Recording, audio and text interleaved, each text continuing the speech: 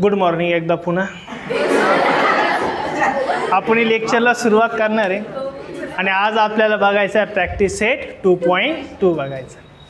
2.2 बघण्याच्या आधी आपल्याला काही महत्त्वाच्या बेसिक गोष्टी त्या आपल्याला बघायच्या आहे.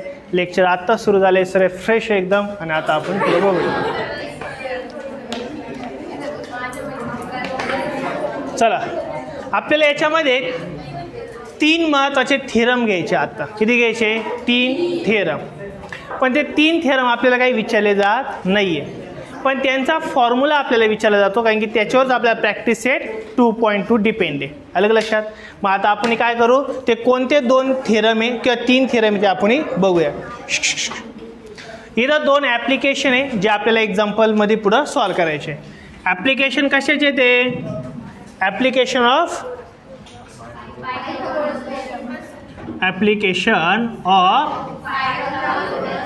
Pythagoras theorem.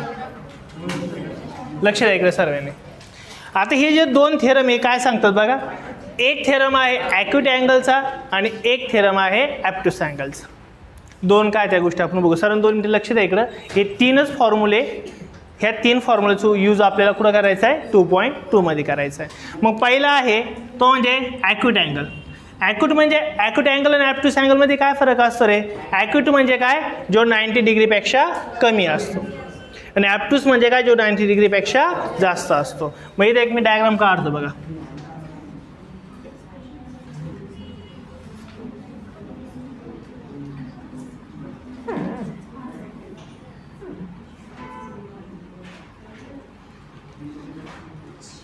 बघा इथं एक सपोज ट्रायंगल आहे. हा ट्रायंगल मी काढला, नाव दिलं सपोज मी याला ए बी आणि सी.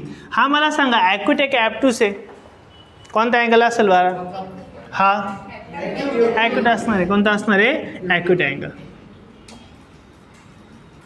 हा ॲक्यूट अँगल का असणार आहे बरं? बघा हा A angle, B angle, C angle, हे तिन्ही पण अँगल 90 डिग्रीपेक्षा काय आहे? कमी आहे ना.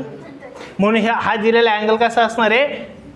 ॲक्यूट अँगल असणार आहे. मग ॲक्यूट अँगलमध्ये पण इथं राईट अँगल ट्रायंगल दिसतं बघा. हा परपेंडिक्युलर लाईन आली ना, म्हणजे काय झालं आहे? इथं राईट अँगल ट्रायंगल तयार झाला आहे. मग इथं राईट अँगल ट्रायंगल आहे, पण कोणाचा आहे? हा ॲक्यूटचा आहे. तर यासाठी आपल्याला एक पहिले ॲप्लिकेशन आहे application of Pythagoras theorem.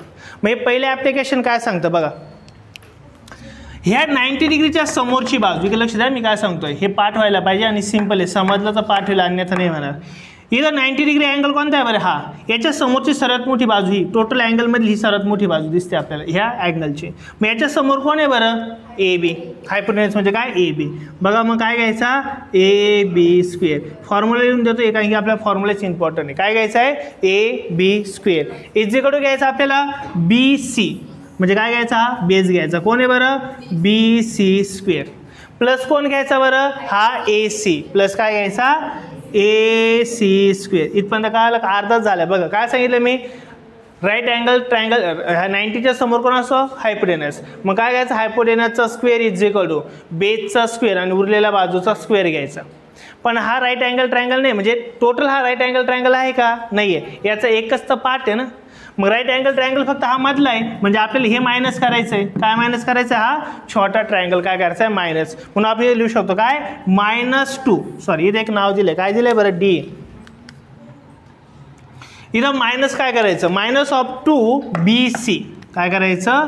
2BC into काय करायचं? Into DC.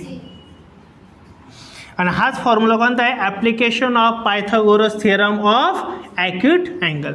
जर ॲक्यूट अँगल जर असेल तर पुन्हा एकदा लक्षात द्या. ॲक्यूट अँगल आहे, पायथागोरसचा थेरम यूज करायचा असेल तर कसा होणार आहे? तर जो काही हायपोटेनस आहे त्याचा square is equal to total बेसचा स्क्वेअर प्लस उरलेल्या एका साईडचा स्क्वेअर मायनस काय करायचं? 2. काय 2 मायनस करायचं? टोटल बेस अपॉन काय? छोटा बेस. टोटल बेस म्हणजे काय रे? BC इंटू काय करायचा?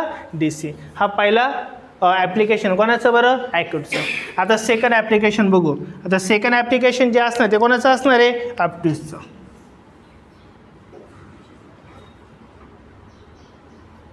ॲब्ट्यूस अँगल.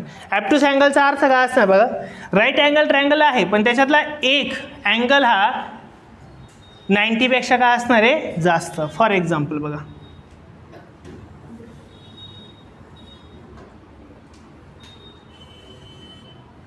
याच्यात एखादा अँगल आहे का रे 90पेक्षा जास्त? आहे ना, बघा इथला हा जो इथला अँगल आहे हा काय आहे 90पेक्षा साहजिक जास्त असणार आहे. म्हणजे हा कोणता झाला असता आपला ॲप्ट्यूज झाला. याला पण आपण नाव दिलं सपोज काय दिलं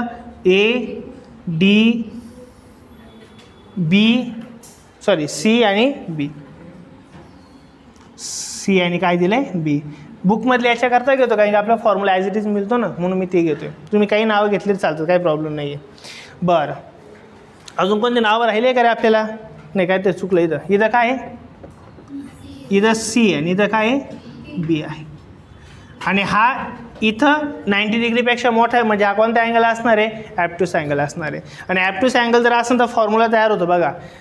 इथं हा काय बरं परपेंडिक्युलर आहे म्हणजे काय असं 90 डिग्री. 90 डिग्रीच्या सर्वात बाहेरचा म्हणजे खरा ॲक्च्युली राईट अँगल ट्रायंगल कोणता इथं ADB ना. मग याच्यात हायपोटेनस कोण आहे रे AB. मग काय करायचं बघा इथं लक्ष द्या. काय घ्यावं लागेल AB स्क्वेअर कोणाचा हायपोटेनसचा स्क्वेअर इज इक्वल टू काय करायचं बरं आता BC स्क्वेअर. काय करायचं आहे BC स्क्वेअर प्लस याच्यामध्ये अजून काय करायचं आपल्याला AC स्क्वेअर प्लस काय करायचं हा कोण AC स्क्वेअर. यातून प्लस याच्यात काय करायचं अजून आपल्याला ट्वाईस कोण करायचं आहे BC बरोबर ना. इंटू काय करायचं अजून आपल्याला CD. हा लक्षात ठेवा. जर ॲप्ट्यूस अँगल असेल तर काय करायचं हायपोटेनसचा स्क्वेअर म्हणजे कोणाचा रे ABचा स्क्वेअर इज इक्वल टू जी छोटी बाजू आहे का ॲप्ट्यूस कुणी केला आहे सीनी केला आहे ना मग त्यांचं मल्टिप्लिकेशन काय BCचा काय घ्यायचा आहे स्क्वेअर प्लस काय घ्यायचा AC जिने ॲप्ट्यूस केला आहे ना त्याचाच घ्यायचा आहे. कोण राहिला आहे ACचा स्क्वेअर प्लस ट्वाईस काय घ्यायचं आपल्याला BC इंटू काय घ्यायचा DC म्हणजे जो बेस आहे त्यांचं काय करायचं मल्टिप्लिकेशन. हा एक फॉर्म्युला आहे. हे दोन फॉर्म्युले आपल्याला इम्पॉर्टंट आहेत हे दोन. आणि अजून एक तिसरा एक फॉर्म्युला जो सर्वात इम्पॉर्टंट आहे तो आहे अपोलोनियस थिअरम. तिसरा कोणता आहे अपोलोनियस थिअरम.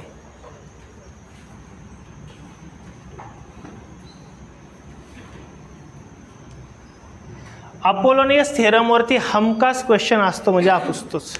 आता अपोलोनियस थिअरम काय बघा त्यासाठी एक डायग्राम काढू आपण.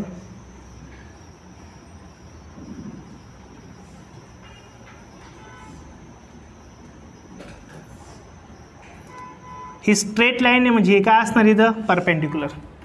याला नावं काय काय दिली ते आपण बघूयात.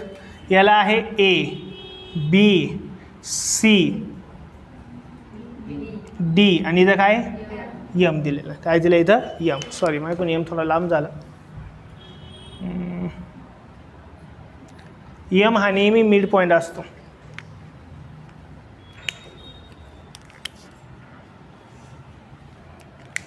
M हा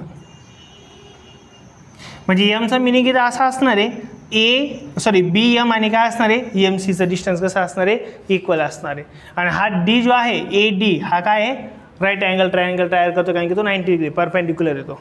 मग असं जर असेल अपोलोनियस थिअरम जर एखाद्या राईट अँगल ट्रायंगलमध्ये एखादा पॉईंट जर बेसचे दोन इक्वल पार्ट बनवत असेल म्हणजे हा पार्ट आणि हा पार्ट कसा असणार इक्वल म्हणजे इथपासून तर इथपर्यंत आणि इथपासून इथपर्यंत जर इक्वल होत असेल डायग्राममध्ये थोडी इकडे झालं आहे माझं पण हा पार्ट आणि हा पार्ट जर इक्वल होत असेल तर अशाला काय म्हणायचं अपोलोनियस थिअरम. आणि अपोलोनियस थिअरमचा फॉर्म्युला काय सांगतो बघा AB स्क्वेअर काय असतो AB स्क्वेअर प्लस काय असतो बरं इथं AC स्क्वेअर प्लस असतो AC square AB square plus काय असतो BC square is equal to काय असणार आहे इज इक्वल टू काय असणार आहे 2AM square plus 2BM square. बघा काय सांगितलं मी ही साईडचा ह्या साईडचा स्क्वेअर प्लस ह्या साईडचा स्क्वेअर इज इक्वल टू काय असणार बरं जो मिड पॉईंट तयार करतोय का ती साईड म्हणजे कोणाचा बरं AM चा स्क्वेअर प्लस काय घ्यायचा एक तर BM घेतलं तरी चालेल किंवा MC घेतलं तरी चालणार आहे का कारण की BM आणि MC तर काय असणार आहे सेम म्हणजे तुम्ही असाही लिहू शकतात किंवा फॉर्म्युला फक्त काय करू शकतात AB square plus AC square is equal to 2AM square plus 2BM घ्यायच्या ऐवजी काय घेऊ शकता तुम्ही CM सुद्धा घेऊ शकता काही प्रॉब्लेम नाही कारण की ही साईड आणि ही साईड कशी असणार इक्वलचं साईन आहे लक्षात येईल हे काय असणार आहे इक्वलचं साईन असणार आहे हे 3 फॉर्म्युले इम्पॉर्टंट आहे आणि याच्यावर आपला पुढचा प्रॅक्टिस सेट बघायचा आहे हे तिन्ही पटकन देऊन घ्या हो अपोलनेस थेरम हा वेगळा आहे याला काय म्हणा ॲप्लिकेशन ऑफ पायथागोरस थेरम पहिला कोणता आहे ॲक्यूट सेकंड कोणता आहे ॲप्टोस हे संपलं आता काय आहे अपोलनियस थेरम आहे आणि याचा हा फॉर्म्युला आहे कुठं याला स्टार करू असं आणि याला एक स्टार करू असं हे वेगळं आहे 2 आणि हे वेगळं आहे